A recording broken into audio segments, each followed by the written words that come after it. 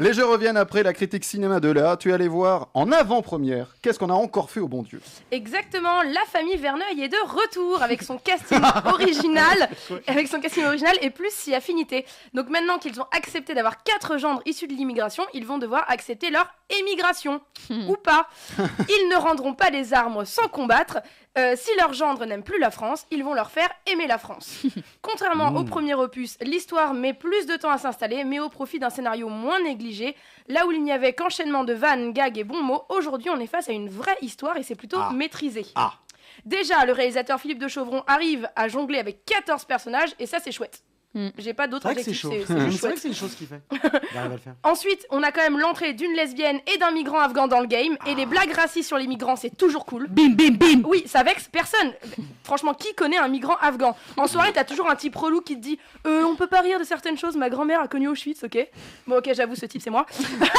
Bon, en soirée, t'as pas de migrants afghans. Voilà, fin du game. Bah, parce qu'on les invite pas. C'est On ça. pas inviter des migrants afghans.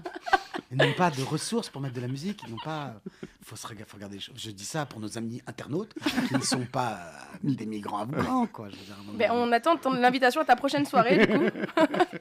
Donc, si dans le film original, il y avait déjà cette petite critique de la France de souche qui accepte les autres cultures tant qu'elles ne viennent pas se mêler à la leur, là, on nous sort quelque chose d'un peu moins banal. On nous sort même l'inverse. C'est la fuite de la France vers l'étranger. La fuite de la galère de l'emploi, des charges sociales, des la fuite taxes. des capitaux. La fuite. Faut en parler. Bah, ils ont pas vraiment de capitaux, hein, ces gendres-là, mais oui. La fuite du racisme, la fuite, quoi. Alors, bien sûr, l'herbe n'est pas forcément plus verte ailleurs, mais pourquoi pas? Et je crois que ce film sera point nommé. Il se fond dans une actualité assez compliquée où beaucoup de Français sont dans la rue. Des gens qui, eux, n'ont pas la possibilité ou pas l'envie de fuir leur pays. Alors, on va pas non plus, c'est pas non plus une satire sociale. Ni le film, ni les Verneuil n'offrent une véritable solution aux problèmes qui sont pourtant existentiels de ces jeunes qui envisagent l'émigration.